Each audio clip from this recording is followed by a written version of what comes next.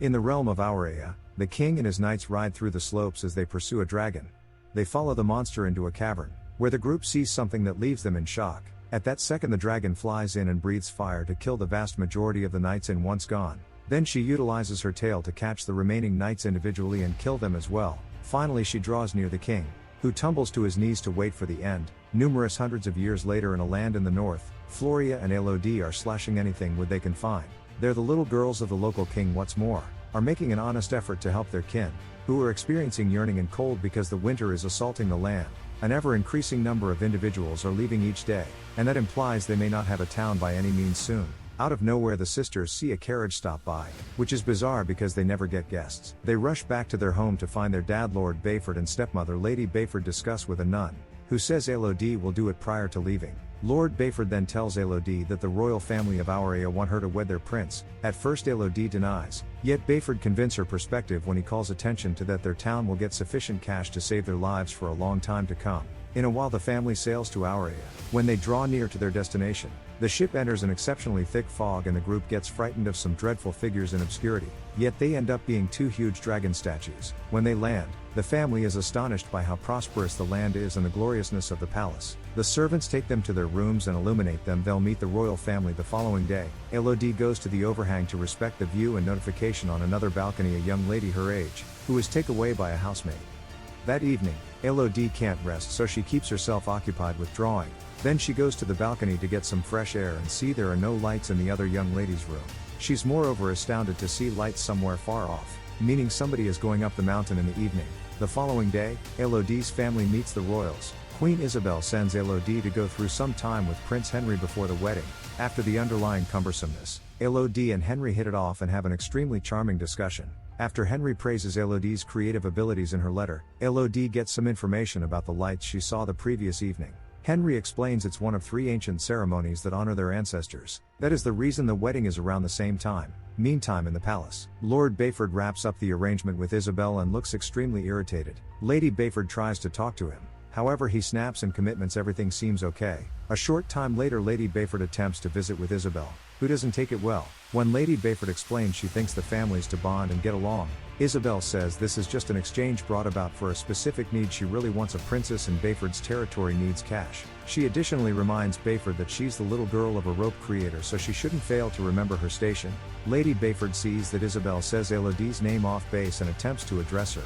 However Isabel couldn't care less and leaves. In the night, a stressed Lady Bayford goes to let Elodie know that there's something dubious going on, so she figures the wedding ought to be dropped. However, before they can talk about things further, Lord Bayford appears and sends everybody to bed. The following morning, the servants assist Elodie with preparing for the ceremony. She's given a lovely dress that incorporates a dull dagger and a diffuser with fragrance. The wedding goes out in a good way. Henry and Elodie trade rings, share a kiss, and Elodie is given her own crown. Subsequently Elodie expresses farewell to her family and gets on a carriage with Henry, who explains they'll join the old ceremony on the mountain. They go up a rough arrangement of steps and Elodie is stunned to find a lot of individuals wearing creep golden masks. Also Isabel dressed like a nun. The queen gives Elodie a coin saying she'll help protect the kingdom. Then they go inside as Isabel shares a story. When their ancestors showed up on this island they found a dragon lived there as the remnant of a dying breed. The dragon went after the town when it saw the people settle down.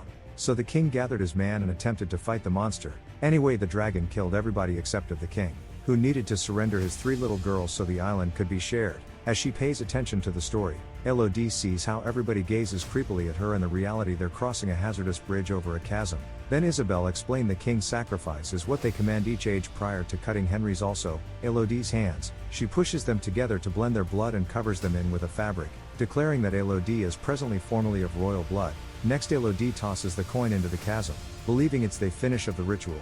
Henry gets her to help her through the bridge, just to abruptly apologize and toss her into the chasm as well, shouting as she falls. Elodie hits a lot of brunches until she arrives on a mud puddle and drops. She gets up minutes after with different injuries on her body, yet she actually stands up and begins shout for help.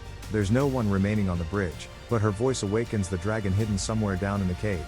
Then Elodie cries as her distress transforms into fierceness and as she take off her extravagant jewelry prior to attempting to climb out. Once more, tragically she falls and gets another injury. At that point she sees other jewelry that doesn't belong her and understands the royals have been sacrificing young ladies to the dragon for a really long time. Out of nowhere she hears a noise and pivots to see a light inside a cave. so she goes inside to track down a bird on fire. Elodie quickly utilizes a soil to put the fire out, but it's too late. The bird is now dead. Out of nowhere, a thunder reverberations in the cave and hundreds of birds on fire emerge, hovering above Elodie for a couple of moments before they fall down and die around her.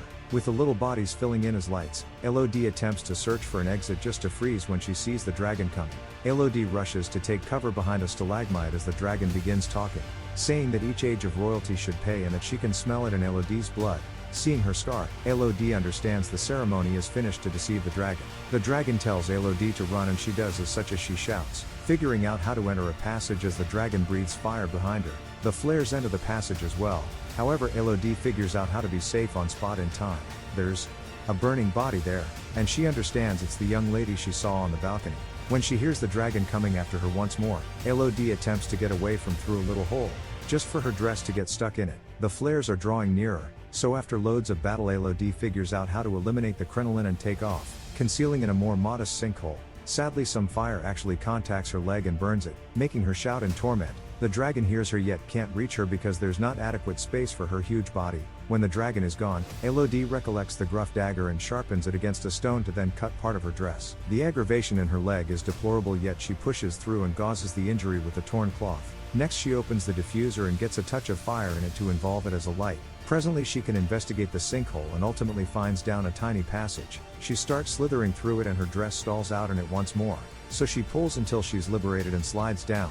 Elodie attempts her hardest to hang on, yet her hands are injured and tired, so she falls once more and the fire in the diffuser goes out. Declining to give out, Elodie stands up and clutches the wall, not set in stone, to arrive at a light she finds somewhere out there. After some extremely difficult strolling, she leaves the passage, just to nearly tumble off the edge of a precipice. She can still see the light on the opposite side, so subsequent to removing her wedding band and tossing it into the void, Elodie ventures back and hurries to take a major leap. The opposite side of the bluff is dangerous and she can't hang on. However, fortunately, as she slides down her belt and stalls out in a rock, before it breaks, but it gives her sufficient opportunity to take out the dagger and stick it into a break to hang on. Then she utilizes the dagger to scale the rest of the way and finds the light comes from adorable shining slugs. Subsequent to checking they don't nibble, Elodie detaches her puffy sleeve and puts a lot of slugs inside to make another lamp. Then, she strolls somewhat further and see a little lake, yet when she attempts to drink, she promptly lets the water out. It turns out the cave plants give it a disgusting taste. Anyway, there is additionally dribbling ice on the roof, so Elodie remains under it to get any drops she can. Out of nowhere, the ice begins dissolving quicker and the light coming through it looks a piece red. So Elodie opens her eyes to find the dragon through the ice with her fire. Elodie takes off as the dragon gets through the ice and terrains in the bar to pursue her. By not going far because Elodie enters one more passage excessively little for huge monsters. In this little tavern, Elodie tracks down a message on the wall that expresses "safe here." She can't reach and is endorsed by the letter V. As she glances around, Elodie tracks down the dresses of numerous young ladies, and on another wall, their names added as the years progressed, including the V that had a place with a young lady named Victoria. Elodie pauses for a minute to lament for them prior to take off the wrap off her leg, which isn't looking any better. Meantime, Elodie attempts to rest while embracing the lamp. Unexpectedly, she begins seeing the apparitions of the past penances, experiencing in torment, dread, and selling out. Victoria is adding her name to the wall just to pivot and mislead Elodie that it's all out of nowhere. At that second, Elodie awakens and finds slugs all around her leg wound. She goes ballistic and begins eliminating them, just to find their ooze has recuperating properties and presently her leg is fine. She puts a slug on her injury and apologizes for underrating it. Feeling bit improved, Elodie takes a superior glance around and finds a map on the wall, and that implies something like one young lady figured how to get out. The map shows her she'll find 3 forks in the passage and she should accept the center one, where she should follow the precious stones and the music to the outside. A short time later, Elodie tears all the badly designed pieces of her dress, includes her name the wall, and takes the center fork while disregarding the reverberations of the dragon's snarls. In the long run, she hears a little tune and strolls somewhat further to find a wall covered with crystals, which are the reason for the clamor and furthermore gleam under the beams of daylight since they're right under the exit. Close by there's a crown with a V on it, and that implies it was Victoria who got out. Since the crystal are sharp, Elodie detaches a greater amount of her dress to cover her hands and feet. Then with the assistance of the crown she being climbing up, ignorant that the dragon is watching, Elodie tries to go up and a crystal breaks under her hands making her fall. However, she utilizes the crown to hang on without a moment to spare. Then Elodie hears the dragon close by, so she picks up the pace. Lastly arrives at the exit, just to find she's on the edge of an opening extremely high in the side of the mountain. Crushed, Elodie tumbles to her knees. What's more, cries. Out of nowhere the sound of horses neighing help. Elodie sees a group of riders drawing nearer the mountain. She tries shouting for help, yet at that point the dragon flies toward her and covers the hole. Elodie ventures back in the nick of time and notices one more message on the wall saying not safe, endorsed by V. Close by there's a body, meaning Victoria died there and never got out. The dragon prepares her fire, just to stop when she hears a male voice calling out Elodie. While the dragon takes off to check, it's uncovered that Lord Bayford has accompanied 2 knights and a guide to search for Elodie. They slide into the cave with some rope and begin looking through the area. So Elodie utilizes their voices as she is way back. When she takes another tunnel, she's stunned to find a nest with 3 dead dragon babies and recollects Victoria's words, which make her to think Isabel had been lying. The dragon hadn't been the remnant of a dying breed and she hadn't struck first. A flashback uncovers that the king had entered the tavern definitively to kill every one of the infants, so the dragon's assault had been an act of retribution. She killed every one of the knights as seen first and foremost. However, when it was the king's time, the dragon let him know death would be excessively simple and he ought to experience the same way she did. From that point, royal family has been taking care of the dragon 3 ladies with their blood blended to make them pass as royal daughter. A while later Elodie tracks down her dad, furthermore his men, yet she doesn't show herself yet for well-being. The dragon appears and snatches a knight, taking him for a trip prior to dropping him from some height. The knight skips on the rocks and collides with the ground and die. While the guide rides to stow away, the dragon gets the 2nd knight and pounds him under her paw prior to questioning Bayford. He explains he's here to save his daughter and attempts to go after with his sword, yet the dragon gets him with her tail and incapacitates him prior to dropping him. While Elodie sneaks around waiting for the perfect opportunity, the dragon tells Bayford to require his daughter. Bayford chooses to offer a genuine discourse about how sorry he is and conceding he committed a terrible mistake. Then he shouts to Elodie not to out, making the dragon push him down and cut him solidly in the heart with her claw. Elodie can't resist the urge to make a clamor as she cries and the dragon begins looking for her. Yet fortunately at that second the guard likewise makes a noise and the dragon pursues him. Believing it's Elodie, with the dragon gone, Elodie expresses farewell to her dad and kisses his brow before he dies. Then she utilizes the rope take by him to begin climbing with regards to the tavern. In meantime the dragon views as the guide and kills him prior to coming after Elodie, who figures out how to climb quickly enough to keep away from the flares that currently cover the entrance. Elodie promptly gets on her dad's horse, yet as it were rides for a couple of seconds prior to leaping off to conceal under certain rocks since the horse continues onward. The dragon is deceived and keeps on following it to consume it to death. Then the dragon relaxes fire on the mists, causing a horrendous tempest as a sign the deal has been broken. In the palace, Isabel sees this and promptly sends her knights to kidnap Floria. Lady Bayford attempts to stop them, just to get stabbed simultaneously. Minutes after, when the fire is finished, Elodie emerges from hide and bumps to Lady Bayford, who came the entire way here on a horse while as yet dying. When Elodie hears what occurred, she vows to save her sister and returns the horse to the mountain.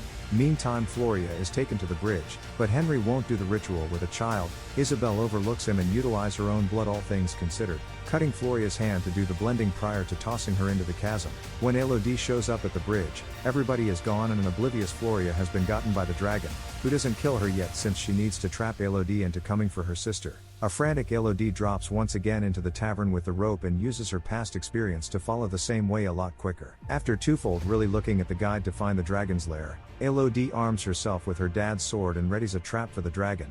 This trap comprises of some armor and rope, which is consuming under a little flame. Elodie leaves, and when the rope completes consuming, the armor falls, making the dragon fly out of her lair to search for the source of the noise. This permits Elodie to slip into the lair and wake up Floria, who strolls gradually because she's got an injured leg. At that point the dragon finds the trap and returns to the lair, so Floria stows away while Elodie holds up with her sword out. She attempts to explain that they've all been deceived by the queen, yet the dragon doesn't trust her and attempts to breathe fire. Elodie stabs her mouth with the sword to divert the attack, yet tumbles off the edge of the lair, getting a few burns on her arms and shoulders simultaneously.